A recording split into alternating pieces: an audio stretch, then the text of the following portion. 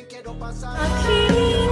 tala sa gabing madilim, ikaw ang bawat sana sa lahat ng hiling. Sa hirap man o sa saya ay Your wife. Umayan mo yun, Ay, grabe talaga nangyayari ngayon sa abot kamay na pangarap na kung saan nga unang-unang pinakita dito is yung teaser para bukas. Yes guys, dito nga ipinakita na ito nga si Carlos is nagbisibisihan nga doon sa kanyang opisina at tila meron siyang ginagawa at nagulat nga siya actually nung biglang may pumunta. Yes guys, sabi ng sekretary niya na may naghahanap daw sa kanya at sabi ni Carlos na sino yon at sinabi sa kanya na ito nga si RJ Tanyag. At medyo nag-hesitate nga itong papasukan si RJ pero nagulat siya na pumasok na lang ito bigla, no? Na kung saan nga gusto ngang kausapin ni RJ itong si Carlos. Ngunit sabi nga ni Carlos na pasensya ka na pero busy ako. At agad naman sumagot itong si RJ Tanyag at sinabi niya na busy ka makipag-usap sa akin pero hindi ka busy nung time na pumunta ka doon kay Moira. Yes guys, nagulat nga itong si Carlos at napatingin na paano niya nalaman na pumunta nga itong si Carlos doon sa kulungan at kinausap si Moira. At dito nga na nag-umpisa nga magtanong itong si RJ at tinatanungan niya na bakit ka pumunta roon, anong dahilan at ano bang connection mo talaga dito kay Moira. Huwag mong sabihin ikaw yung kasabwat niya. At sinasabi nga dito ni Carlos na busy ako, hindi ko kailangan sagutin yan at isa pa, huwag kang magbintang pagkat wala ka namang ebidensya. Yes guys, yun talagang pinapamukha ni Carlos, no? Sa kabila ng lahat-lahat na nahuhuli na siya is talagang i-deny niya pa rin. Sabagay, sanay siya sa ganun eh. Hanggang ngayon nga, dinideny niya yung patungkol sa katotohanan na anak niya mismo si Zoe at hindi talaga Tanyag. At dito nga guys, pinakita din na ito nga si Annalyn at itong si Lynette is nag-uusap. And yes guys, na pinakita na nga dito na umalis na nga sila doon sa bahay nila Carlos. And yes guys, dahil nga mismo sa nangyari na muntik sakta ni Carlos itong si Lynette, itong nanay mismo ni Annalyn at nag-uusap nga sila, nagmamaritesan actually sila dito at nabanggit nga dito ni Lynette kung okay ka ba na nandito lang tayo sa maliit na kwarto. Ngunit sinabi ni Annalyn, opo, ang mahalaga sa akin is magkasama tayo at wala ring mananakit sa inyo. At ito naman si Annalyn, nagsabi din sa kanya o nagtanong sa kanyang mama na Nay, alam niyo ba na merong girlfriend itong si Doc Carlos bago kayo kinasal? And then sinabi nga mismo ni Lynette na alam ko, siya yung nanay ni Harry. And yes guys, ngunit ito nga si Annalyn is nagulat din. Kaya nga sinabi niya na Nay, hindi po. Kasi po after nung nanay ni Harry is nagkaroon pa siya ng girlfriend bago po kayo kinasal. At makikita mo mismo na nagulat itong si Lynette kasi nga walang napanggit itong si Carlos sa kanya na nagkaroon pa to ng iba pang karelasyon. And yes guys, no, hindi niya alam na nagka-girlfriend ito kasi nga itong si Carlos is walang nababanggit. Pero ang tanong, paano nalaman na Annalyn yun? Simple lang, Marites eh. At marami nga siyang mga kaibigan ding Marites, kaya malamang dun yun ang galing. At tinanungan niya rin ito sa mama Lynette niya kasi nga gusto niya i-confirm kung alam niya. Ngunit sinabi ni Lynette na hindi ko yun alam. Ngunit alam naman natin na kung sino yun.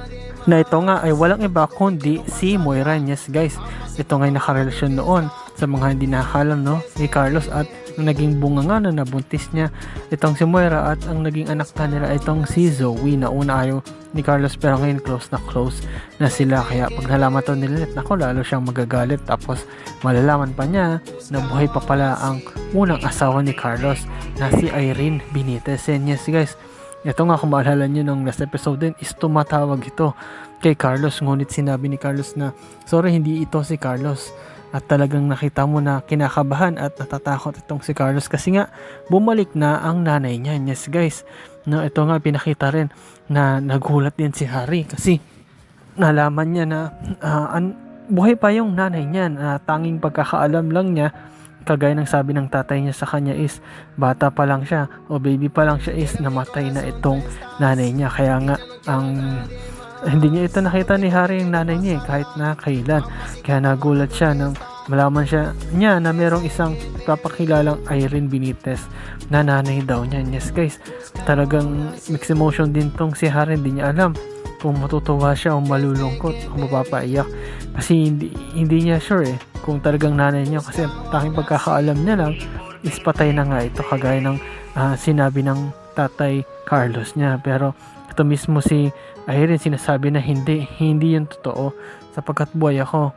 Ang nangyari lang, kaya umalis ako dahil sa iyong tatay na talagang nananakit. And yes guys, kung maalala ninyo, no, muntik ngang saktan ni Carlos itong si Lynette.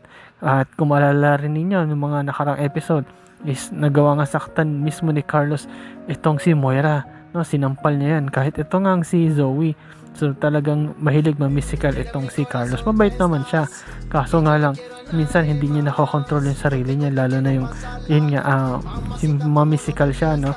At ito nga ang dahilan din kung bakit umalis itong si Lynette at si Annalyn sa bahay nila. At lalo na kung malalaman ito ni Lynette yung nangyari, na buhay pa pala yung asawa niya, no, o yung una niyang asawa, yung nanay ni Harry. Nako, sigurado laking problema na ito ni Carlos at malaking explanation nito. Tapos pag nalaman pa na kasama pala o kasabot pala itong si Carlos sa ginawang kalokohan ni Moira na dakpin itong si Don Pepe, sigurado nako, patong-patong na yung mga kasalanan at malaking bagbabayaran nito ni Carlos. At talaga lahat ng tao magagalit sa kanya, kahit itong si Harry, kapag nalaman ng totoo na buhay pa pala ang mama niya at sinasaktan din pala ito, kaya napilitang iwan siya. At dito nga guys, ipinakita nga na si Moira, yes guys, talagang ang ginagawa niya ang lahat para makaalis na sa kulungan. Syempre kawawa kasi siya dyan sa kulungan at gusto niya na rin syempre na gumante. Yes guys, dito nga si Mildred is makita natin na tinutulungan na siya, di ba? Pero bakit? Ano kayang ginawa? Simple lang, kasi may pera nga itong si Moira na binigay mismo ng attorney, na kung saan gamitin niya daw niya ito at makisama siya kung gusto pa niyang mabuhay sa kulungan. Kaya ginamit niya ito at sinabihan siya ni Mildred na kausapin itong si Nena. Yes guys, itong si Nena, sabi nga niya na kung merong Diyos, merong susunod at lahat yan kayang mapasunod basta meron lang kapalit. At dito nga guys, no, kahit itong si Moira natatakot at nag-iisa lang at walang kasama, is talagang sumugal na siya kausapin itong nga si Nena kahit napipilitan siya. Kahit alam niyo naman na pagka maahart itong si Moira sa paligid, sa pagkain, is hindi niya pinapatuloy yan basta-basta. Pero sa kadahilan ng gustong niya nang lumabas, gusto niya nang makalaya at makagante, lalo na dito sa mga tanyag, lalo na dito kay Giselle, kasi nga is na inis siya dahil ito si Giselle nga ang dahilan kung bakit napapahirapan itong si Moira, dahil din sa pera. Pero maliban doon, talagang matigas ang mukha nito ni Moira. Kahit nung unang pasok pa lang, talagang nakipag-away na siya agad at nagulpi siya, no, pinagampas ng bat, tapos yung mukha niya gas, sinaksak pa ni Madam Lotus ng sa likod, no. At buti na lang buhay pa yun, kasi nga tinidor lang. At makita natin na tinatoon pa nung nakaraan, pinaso pa siya. Talagang kawawa ito. At dito nga pinakita na lumapit na si Moira kasi talagang gusto niya nang lumabas kay Nena. At sabi ni Nena na, bakit? Ano yon? Anong kailangan mo sa akin? May magagawa ba ako? At nakiusap nga itong si Moira at sabi nga niya na, please tulungan mo ako na makaalis dito sa kulungan agad-agad, sapagkat gusto ko nang makalabas at meron akong gagawin doon na taong gagantihan. At gagawin ko ang lahat, willing akong gawin ang lahat para makalabas dito.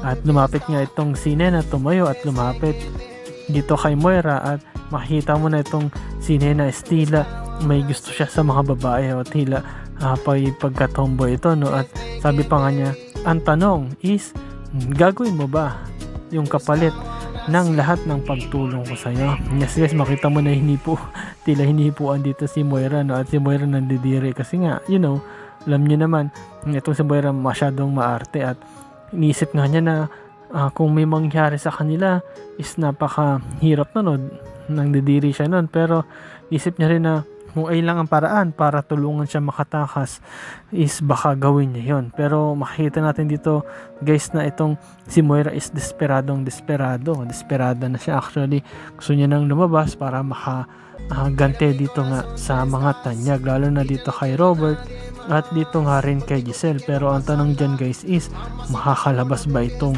si Moira? Kakapagpiyansa ba talaga ito para makalabas o hihingi siya ng tulong dito kay Nena?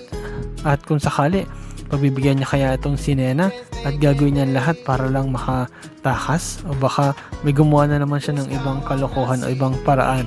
At ito kayang si Giselle at si RJ, ano kayang gagawin nila para mapanatili si Moira sa kulungan? Malalaman na ba nila na si Carlos is kasabwat din?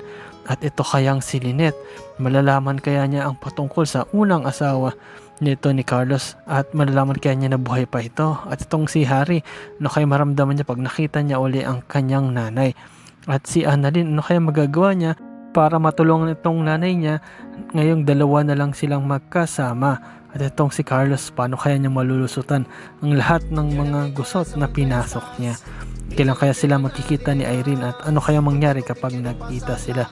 And yes guys, salamat sa panonood niyo sa aking channel, sa inyo pag-like, pag-comment at pag-share. At yun lang guys, ingat kayo palagi. Bye bye.